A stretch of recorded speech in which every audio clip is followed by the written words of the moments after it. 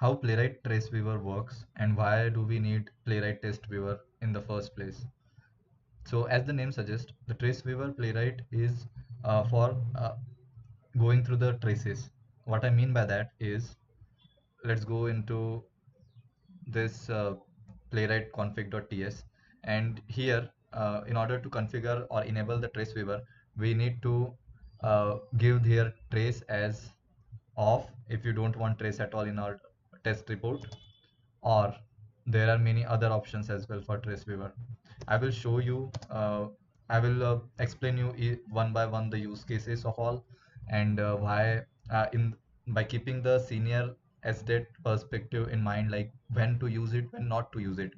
So in general testing, what we does is, like, if trace is something, what we say is like a middle ground between the screenshots and the video, as most of the time we don't need only screenshots, because as we have seen in Selenium, the screenshots only provide the point of failure, where that snapshot of that web page where the failure has happened, but it doesn't give us the exact picture, like how things went and where it failed. In short, what I'm saying is just the failure page we can take the screenshots, and even if we are taking each and every page screenshot, that is also we can do, but we will not be able to link those screenshot in a single place, so that becomes a clumsy operation. So, and for video, video will record each and everything, but video file is too large, first of all, and we don't have time to look into each and every part of the video where the test failed, and so on. So the middle ground for both of these is the TraceViewer. So TraceViewer provides the snapshot of each and everything in an ordered manner. Also, it doesn't consume that much memory as video. So, and we don't need to play a video as well. And one more thing about TraceViewer is it is already embedded in the test report. Okay. Uh, or like when you are using Jenkins or any CI. So there also you will be able to download the trace report that traces, and you can load it uh, via browser or via command line. So that is the brief about TraceViewer. Now let's come to, like, what are the options which we can provide for the trace. Like, first of all is trace off, so there will be no traces recorded, the screenshot will be only present in the report, and that's it. So that is we need, like, that is the normal use case, you all know that what it is. But like, if we are keeping trace on for all time, then what happens is, like, if we are keeping traces on for every time, then for each and every test case there will be traces. So this is useful when you want when you are developing the new scripts of test automation, and you want to check each and every step of the particular test case.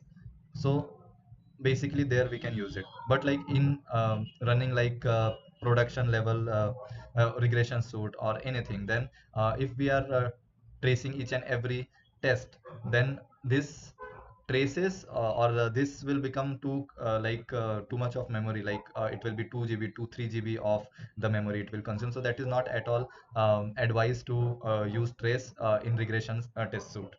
So you got the point, right? So this is the second point of use. Now what is it, like trace on first retry, like whenever this we use when we want, like to whenever a test is failing multiple times, that kind of thing we can, like we don't want the trace for the reports which have been for the tests which have been passed, and we don't want trace for the tests which have been failed, but we want traces for those kind of uh, uh, test where the test case after repeated retries is failing. So that also is an option to, like you can do that.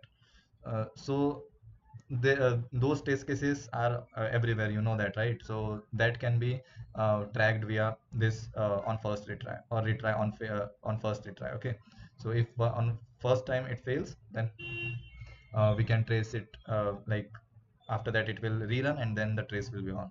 So that is the thing. Other options you can explore on the internet, like how and where it is used. So always remember one thing, like whenever you are implementing any functionality, you must know in and out of everything, like why it is used, and now by using it, like will it consume more memory, and if not, then what are the limitations of it, like why it is not consuming less more memory. Means you got the point, right? Like you need to think in each and every possible way. Also, like if we are using trace, then we are safe. Like if we are downloading the trace and we are then running it on the terminal, then we are safe, uh, because on the like border perspective, which I will tell you, like it is safe because uh, the data vulnerabilities are not there, or like the security concerns are not there. So this is all about TraceViewer. Now I will run TraceViewer for one of my test execution, and I will walk you through like how TraceViewer captures the things. So simply I will go to my terminal and I will run npx playwright tests tests, and there I will run script spec ts. Okay, so test module 1, and here I have 01 script dot spec dot ts. Okay, so let's run this. Okay, yeah, that's working.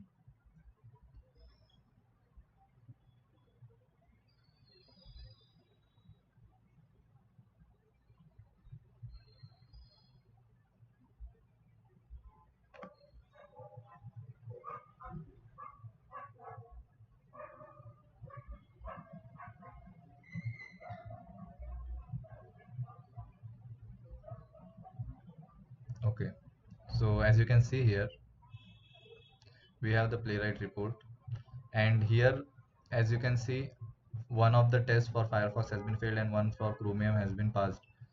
So here we can like I have enabled the trace, as you have seen in my configuration.ts file. So here we can see the trace. So this has been passed. This is the screenshot and this is the trace. Okay, if you're navigating to the trace, you can see here, this is the trace in action.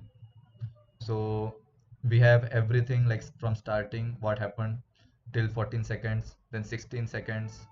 Okay, so in 16 seconds this has started, 18 seconds. As you can see here, for each and every time, like for the duration of the test case, we have each and every screenshots aligned properly. So this is a particular proper report, a structured report, we can say that.